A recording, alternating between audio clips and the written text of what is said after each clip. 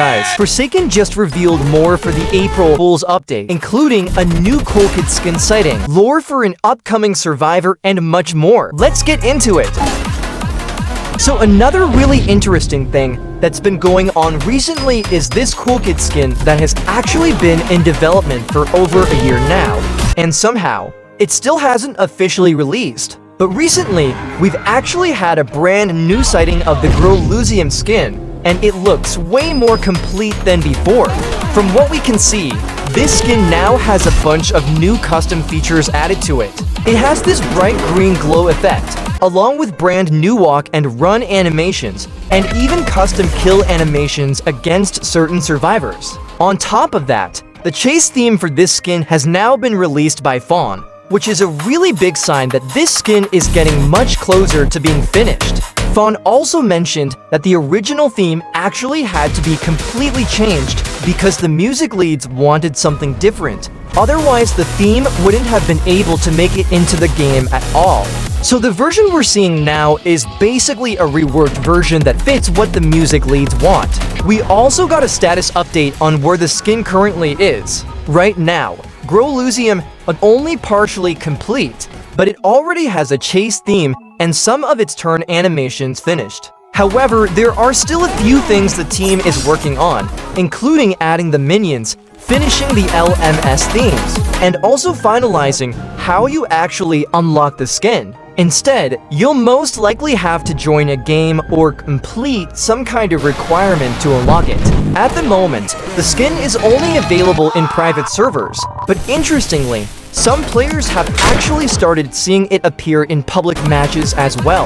That probably means the skin is getting very close to release, especially since it's also getting its own badge and obtainment method. A lot of people are now speculating that this could release in the upcoming April Fool's update, which is coming out fairly soon. So with most of the skin already done, it really feels like we're not that far away from finally seeing this added into the game. Are you excited for this skin? So with the Jane Doe update, one of the main ways to unlock her was by completing a set of quests, and through those quests, we actually got some new lore for the three admins, Shedletsky, Dussaker, and Bilderman. Each of them had their own documents, and within those, there were some really interesting details hidden in the background. Now, for Shedletsky specifically, there was an image of his profile that a lot of people started looking closely at. And when they did, they noticed something pretty unexpected. In the background of that image, there was another character that hadn't really been talked about much recently, and that was Clockwork. Clockwork is a potential upcoming survivor that's based on the Roblox admin account of the same name, and this small detail instantly got a lot of people excited.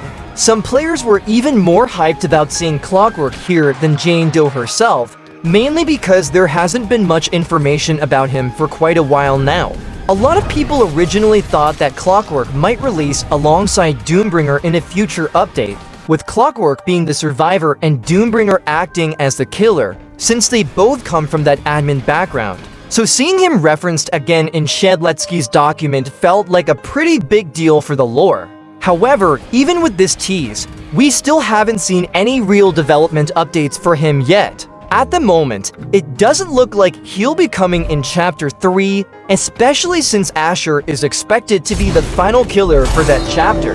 That said, Clockwork is still a confirmed survivor, so it's really just a matter of time before we see more from him. For now, though, it's just cool to see that he's still part of the story.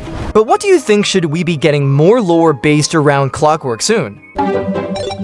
Alongside that change, there also been new skins added for VIPs in private servers. One of these skins is for Slasher, and it's Dexter. Interestingly, this skin was actually an admin skin a while ago and was never publicly released to players. The Dexter skin actually comes with quite a few unique features. It has a custom raging pace animation where Dexter's eye turns gold, along with several custom voice lines tied to the skin.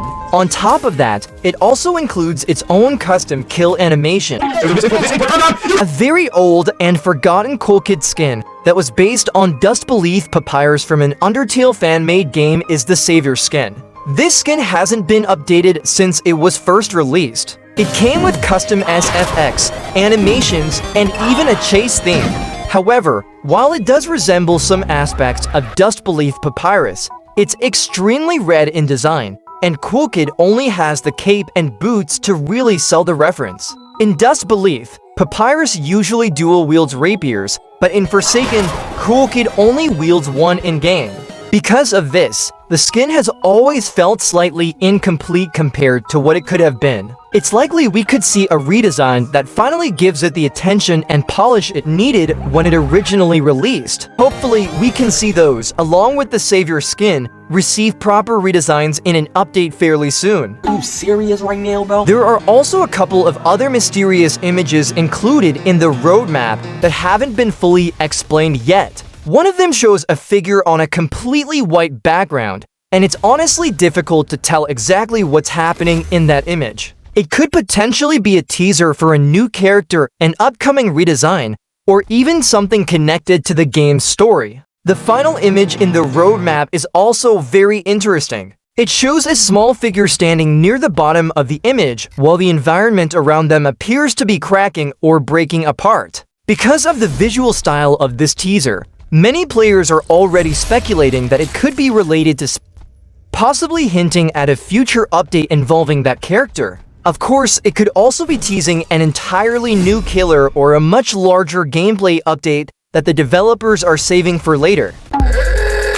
Another change that many players noticed recently actually involves a collaboration that Forsaken once had with another Roblox game called Postmortem. During this collaboration, there were 5 different crossover skins added to the game.